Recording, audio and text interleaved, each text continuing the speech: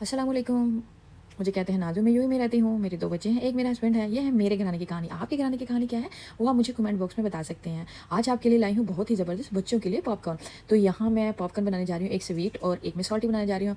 और ये सबसे जो अहम चीज़ है, मैं इसे बनाने जा रही हूँ प्रेशर कुकर में। प्रेशर कुकर में ये बहुत इसलिए बनाती हूँ, ये अंदर से बहुत सॉफ्ट बनते हैं, खाने में जल्दी डाइजेस्ट हो जाते हैं इसलिए, क्योंकि इसमें स्टीम भी आ जाता है जब हम इसको बना रहे होते हैं, ठीक है? तो यहाँ मैंने ऑयल लिया है और साथ में पॉपकॉर्न ऐड कर दिए हैं और मीडियम फ्लेम पे इसको रखना है। सॉल्ट मैंने ऐड कर दिया। इसको हमने स्टिर करते जाना है और ऑयल की क्वांटिटी इतनी हो, बहुत ज़्यादा भर के नहीं होनी चाहिए, थोड़ा जब हम इसको स्टिर करें तो हमें नज़र आए ऑयल, ठीक है?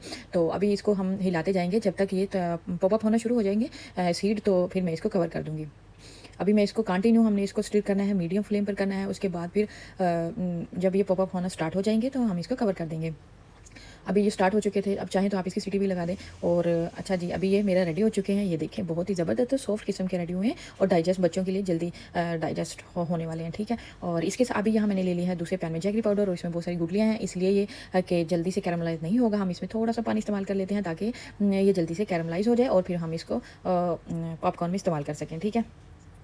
अच्छा, मैंने इसके ये पानी ना थोड़ा-सा मुझसे ज़्यादा डल गया है, लेकिन थोड़ा डालें और अगर ज़्यादा डल जाए तो इसको अच्छे तरीके से पकाना है, ठीक है?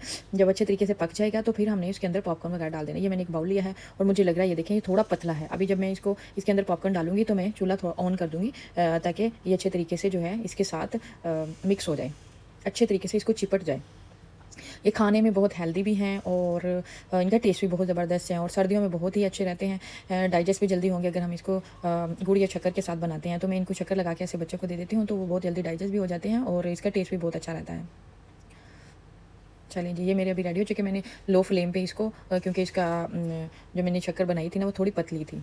बस ये देखें, अभी ये रेडी हो चुके हैं, इसी तरह दूसरे भी। और बस ये बहुत ज़्यादा गर्म होते हैं और हाथ में चिपक भी जाते हैं, बस यही ध्यान रखिए इसको हाथ ना लगाइएगा, ठीक है? आई होप कि आपको ये मेरी रेसिपी पसंद आएगी। मिलूँगी आपको नेक्स्ट रेसिपी में।